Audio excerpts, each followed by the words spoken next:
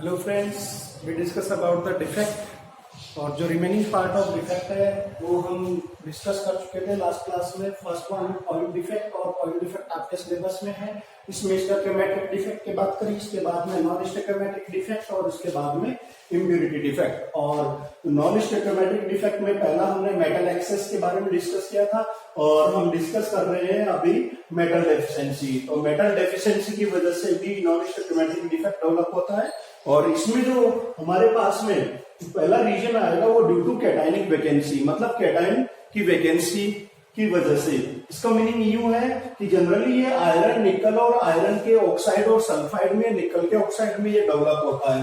कारण क्या है कि जो आयरन है ये वेरिएबल ऑक्सीडेशन स्टेट में रहता है, और वेरिएबल ऑक्सीडेशन स्टेट का मतलब यहाँ पर Fe पे +2 भी होता है और Fe पे +3 भी होता है। तो यहाँ पर हमारे पास में जब इस FeO का फॉर्मेशन हो रहा होता है तो जितना FeO होते हैं उतने ही O-2 होते हैं। इस तरह से एक दूसरे को ये न्यूट्रलाइज करते हुए इसका फॉर्मेशन होता रहता है। लेकिन ऐसा होता है कि 3 Fe+2 में से 2 Fe+3 बन जाते हैं। समझिए कि 3 Fe+2 थे, उनमें से 2 Fe+3 बन जाते हैं। इनमें से 3 में से 2, अब जितने Fe+2 थे उतने O-2 आ रहे थे, कंपाउंड बनता जा रहा था। लेकिन इस डिफेक्ट में सडन Fe+2 जो है वो ऑक्सीडाइज हो जाता है Fe+3 में। तो जो आने वाला इस के साथ में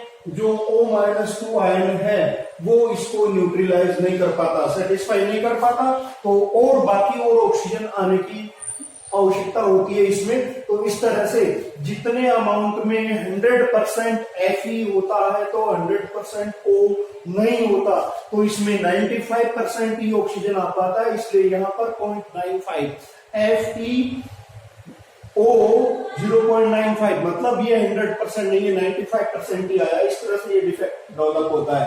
इसके बाद में एक रीजन हो सकता है, मान रहे होता नहीं है, रियल में मानते हैं, ड्यू टू एक्स्ट्रा एनाइन, मतलब ये वाला डिफेक्ट जनरली होगा ही नहीं। क्यों नहीं होगा? क्योंकि यहां पर हमारे पास में जो एनाइन है उसकी साइज बड़ी होती है, इसलिए जनरली ये डिसलोकेट नहीं होता है इंटरस्टिशियल स्पेस में। इसके बाद में तीसरा डिफेक्ट है हमारे पास इम्प्योरिटी डिफेक्ट।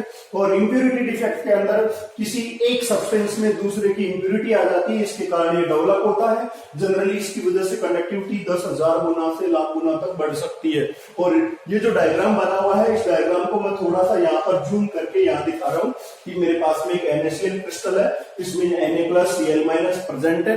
अब यहाँ पर मैं इसमें इम्प्योरिटी मिला रहा हूं 0.1% SrCl2 की, तो यहां पर इसको भी NaCl को भी मोल्टन कर लेंगे और इस SR+2 को भी, SrCl2 को भी मोल्टन स्टेट में एक बर्तन में, इसको एक में दोनों को गर्म करके पिघला देंगे और पिघला करके दोनों को मिलाएंगे।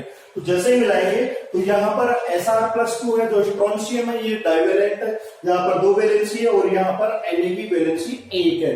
तो अकेला Sr+2 जो है वो 2 Na को डिसलोकेट करेगा, यहां से डिस्प्लेस करेगा। तो देखो यहां से भी डिस्प्लेस किया और यहां से भी डिस्प्लेस किया, लेकिन जगह एक ही लेगा, बैठेगा एक जगह ही। यूं कह दीजिए कि 100 किलो का एक आदमी इस बस में से उतर जाता है, ठीक है, तो आपको 2 सवारियों की जगह मिल सकती है। या यूं उल्टा बोल दे इसको कि 50-50 किलो के पैसेंजर इस एक बस में बैठे हैं, 50 किलो के, और 100 किलो की सवारी को आपको बिठाना है, तो कम से कम 50-50 केजी की 2 सवारियों को आपको नीचे उतारना पड़ेगा, तब बस में वजन बराबर रहेगा। तो ये जो 100 किलो का जो पैसेंजर है वो जैसे बैठेगा तो एक सीट ये 2 सवारी नीचे उतारनी पड़ी आपको, लेकिन बैठेगा एक ही सीट पर ये। इसलिए यहां पर आपके पास में ये वैकेंसी खाली रहती है, इसलिए यहां हम बोलेंगे कैटायनिक वैकेंसी। तो ये कैटायनिक वैकेंसी बनती है। और सबसे इंपॉर्टेंट बात यह है कि इसमें 0.1% SrCl2 की इम्प्योरिटी से NaCl की कंडक्टिविटी 10,000 से लाइफ टाइम तक इंक्रीज हो जाती है। इसके बाद में इस टॉपिक में हमारे आएगा मैग्नेटिक प्रॉपर्टी ऑफ सब्सटेंस और इलेक्ट्रिकल प्रॉपर्टी। तो मैग्नेटिक प्रॉपर्टी में पहला पॉइंट आता है हमारे पैरामैग्नेटिक, दूसरा आता है डायमैग्नेटिक, फेरोमैग्नेटिक, फेरीमैग्नेटिक, एंटी फेरोमैग्नेटिक। और ये हम डी ब्लॉक जब पढ़ेंगे उसमें आएगा, क्योंकि अभी हम अनपेड इलेक्ट्रॉन के अकॉर्डिंग डायमैग्नेटिक की बात समझाएंगे, लेकिन अभी आपकी इतनी समझ नहीं आएगी, इसलिए हम डी ब्लॉक में बात करेंगे। इसके बाद में आता है कंडक्टर, और कंडक्टर ये आपके फिजिक्स में भी आएंगे और ये हमारे इलेक्ट्रोकेमिस्ट्री टॉपिक में भी आएंगे, वहां पर भी हम पढ़ेंगे, लेकिन हम छोटा सा डिस्कशन करते हैं। कंडक्टर जो इलेक्ट्रिसिटी का कंडक्शन करे, अब इलेक्ट्रिसिटी का कंडक्शन यदि वो इलेक्ट्रॉन के द्वारा करते हैं तो इनको इलेक्ट्रॉनिक बोलते हैं, और यदि वो आयंस के द्वारा करते हैं तो इनको इलेक्ट्रोलाइटिक बोलते हैं। तो मेटल्स और ग्रेफाइट दोनों ही इलेक्ट्रॉन के द्वारा इलेक्ट्रिसिटी का कंडक्शन करते हैं, इसलिए हमने नाम दे दिया इनको इलेक्ट्रॉनिक कंडक्टर। इलेक्ट्रोलाइटिक जिनमें एक्वस या मोल्टन स्टेट में एसिड बेस सॉल्ट होते हैं, आयंस की वजह से इलेक्ट्रिसिटी का कंडक्शन करते हैं, इस वजह से इनको इलेक्ट्रोलाइटिक कहते हैं। इनमें ओम्स लॉ का फॉलो होता है, इनमें फैराडे लॉ होता है, इनमें केमिकल चेंज नहीं होता, इनमें केमिकल चेंज भी होता है। इसके बाद में आता है सेमीकंडक्टर, और इनको हम एनर्जी गैप के आधार पे, जो कंडक्शन बैंड है और जो वैलेंस बैंड है उसके आधार पे हम इनको समझाते हैं। तो ये इन दोनों के बीच का मीडिएटर होगा। और इंसुलेटर जिनमें करंट नहीं जाता है, जैसे प्लास्टिक है या हमने पहले क्वार्ट्ज है, ग्लास है, वुड है, ये सब बातें आएंगी। इसके बाद में ये चैप्टर जो है हम क्लासिफिकेशन ऑफ सॉलिड की बात करेंगे। तो सॉलिड का क्लासिफिकेशन हम बात करते हैं, सबसे पहले मॉलिक्यूलर आता है, ये नाम आया मॉलिक्यूलर सॉलिड। एक आता है हमारे पास में आयोनिक सॉलिड, एक आता है मेटालिक सॉलिड, और एक आता है कोवैलेंट सॉलिड।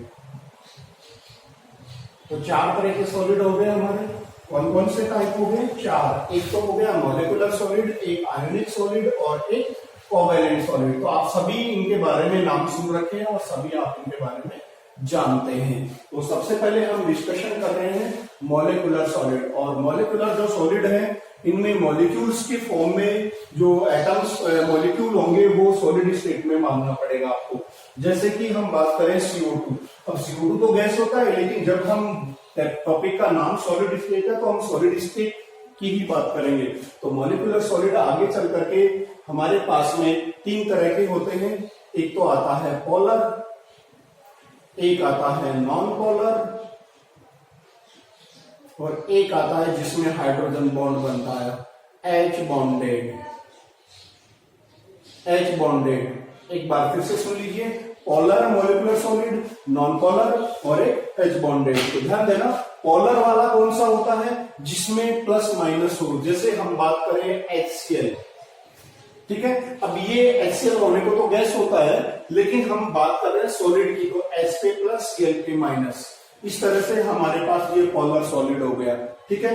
अब बात करें नॉन पोलर, जिस पर कोई चार्ज नहीं आता हो, जैसे हम बात करें CCl4, तो इसका डायपोल मोमेंट 0 होता है। तो ये हमारे पास CCl4 है, ये CO2 है, ये जितने भी हमारे पास में फॉस्फोरस है, सल्फर है या इनर्ट गैसेज है, इनर्ट गैसेज, ध्यान देना, नाम तो मॉलिक्यूलर है मॉलिक्यूल्स का, लेकिन इनर्ट गैसेज ये एटॉमिक फॉर्म में भी इनर्ट है, ठीक है। तो ये सारे के सारे एग्जांपल नॉन पोलर, मतलब इन पे कोई चार्ज नहीं है। उसके बाद में आता है H बॉन्डेड। H बॉन्डेड का मतलब जिसमें FON तीन एलिमेंट है, फ्लोरीन, ऑक्सीजन, नाइट्रोजन। इनमें अगर हाइड्रोजन जुड़ा हुआ हो और इंटरमोलिकुलर H बॉन्ड बनता हो तो उनको H बॉन्डेड मॉलिक्यूलर सॉलिड बोलते हैं। और H बॉन्डेड में जैसे हम बात करें NH3 है, HF है, H2O है, या HO, H भी बोलते हैं, या अल्कोहल भी बोल सकते हैं, ROH है, अल्कोहल है, ये सारे के सारे इंटरमोलिकुलर H बॉन्ड बनाते हैं। तो ये सारे के सारे जितने भी अमोनिया सॉलिड फॉर्म में है, HF सॉलिड फॉर्म में है, H2O सॉलिड फॉर्म में तो आइस होता है, CO2 को ड्राई आइस बोलते हैं, ये सारे के सारे अपने आप में H बॉन्ड बनाते हैं। तो ध्यान देना, यहाँ तीसरा टाइप हो गया H बॉन्डेड। इसके बाद में आता है आयनिक, और आयनिक आप सभी जानते हो कैटायन और एनायन से बने होते हैं, तो इतने कोई खास आपको याद नहीं रखना, क्योंकि पूरे चैप्टर में हम जो कुछ पढ़े हैं वो सारे के सारे आयनिक ही पढ़े हैं। मेटलिक, इनमें केवल मेटल ही और मेटल होती है, मेटल प्लस मेटल से बना होता है। ये हमारे पास नॉन मॉलिक्यूलर था, मतलब मॉलिक्यूल के द्वारा बना हुआ था। ये हमारे पास कैटायन और एनायन से बना हुआ है। और ये जो हमारे पास है मेटल से बना है। और ये वाला, ये जितने भी मेटल है, आप जो भी आपकी डेली लाइफ में जो मेटल देखते हैं वो सबके सब आयरन है, गोल्ड है, सिल्वर है, कॉपर है, सब आते हैं। कोवेलेंट में ये non metal plus non metal से बने होते हैं और ये मोस्टली हमारे 10th में भी था और अभी हम एक बात डिटेल पढ़ेंगे। इसमें 3 डायमेंशन और 2 डायमेंशन की बात करते हैं। तो 2 डायमेंशन में तो हम पढ़ते हैं ग्रेफाइट और एक पढ़ते हैं हम 3 डायमेंशन, और 3 डायमेंशन में आएगा हमारे डायमंड। और स्ट्रक्चर वो की वही ग्रेफाइट में ये लेयर्ड स्ट्रक्चर होती है, एक कार्बन अदर 3 कार्बन से कनेक्ट होकर के हेक्सागोनल लेयर्ड स्ट्रक्चर बनाता है, परतदार संरचना बनाता है। और ये परत एक ऊपर वाली जो परत होती है नीचे वाली परत के ऊपर जो फोर्स लगाते हैं तो स्लाइड कर जाती है और स्लाइड होने के कारण ये ट्राई लुब्रिकेंट की तरह काम करता है। ये वंडरवाल फोर्स होते हैं इन दोनों परत के बीच में, दोनों लेयर के बीच में, और जब इस पे फोर्स लगाते हैं ये अपर लेयर ये लोअर लेयर, बीच में वंडरवाल फोर्स, तो इस पर फोर्स लगाते हैं तो ये फिसल जाता है, इसलिए स्मूथ और ग्रे कलर का ब्लैक सब्सटेंस होता है। जब हम लिखते हैं ग्रेफो वर्ड का मतलब होता है टू राइट लिखना, तो पेंसिल में ग्रेफाइट ही होता है। हाँ, इसमें इंपॉर्टेंट बात यह है कि यहाँ पर एक जो कार्बन है वो 3 कार्बन से कनेक्ट होता है, इसलिए इसके पास में एक इलेक्ट्रॉन फ्री रहता है। ये जो फ्री इलेक्ट्रॉन है, इस फ्री इलेक्ट्रॉन की वजह से ये इलेक्ट्रिसिटी का कंडक्शन करता है। इसलिए हम एक बात बोलते हैं कि graphite is a good conductor. Why? Due to free electron of each carbon. हर एक कार्बन के पास में एक फ्री इलेक्ट्रॉन होता है, इस वजह से ये गुड कंडक्टर ऑफ इलेक्ट्रिसिटी की तरह काम करता है। ड्राई लुब्रिकेंट के रूप में यूज होता है। इसके साथ साथ में सेल की, बैटरी की इलेक्ट्रोड वगैरह बनाने के काम में आता है। इसके बाद में आता है डायमंड, और डायमंड 3 डायमेंशन ज्योमेट्री में होता है। ये लेयर्ड स्ट्रक्चर 2 डायमेंशन था, ये 3 डायमेंशन में, और इसमें 1 2 3 सिग्मा बनते हैं, इसलिए यहाँ 3 सिग्मा होने के कारण sp2 हाइब्रिडाइजेशन होता है। जबकि इसमें एक जो कार्बन होता है वो लगभग 4 से जुड़ा रहता है, और 4 से जुड़ने के कारण इसमें 4 सिग्मा होता है, इसलिए इसमें sp3 हाइब्रिडाइजेशन होता है। और एक कार्बन 4 से जुड़ करके एक बिल्कुल कॉम्पैक्ट स्ट्रक्चर बनाता है, और ये कॉम्पैक्ट स्ट्रक्चर इतनी ज्यादा स्ट्रांग होती है कि इसमें डायगोनल बॉन्ड बनते हैं, और इसके कारण ये दुनिया का सबसे कठोर सब्सटेंस, यूं मान लीजिए hardest substance of non metal silicon carbide की तरह बहुत ज्यादा हार्ड होता है। और ये इलेक्ट्रिसिटी का बेल्ट कंडक्टर होता है, क्यों? क्योंकि इसमें एक कार्बन अगर 4 से जुड़ा रहता है तो चारों के चारों इलेक्ट्रॉन, कार्बन के पास 4 इलेक्ट्रॉन होते हैं, चारों के चारों इलेक्ट्रॉन इसमें यूज हो जाते हैं, कंज्यूम हो जाते हैं, इसलिए ये बेल्ट कंडक्टर ऑफ इलेक्ट्रिसिटी होता है। इस तरह से सॉलिड स्टेट चैप्टर कंप्लीट होता है।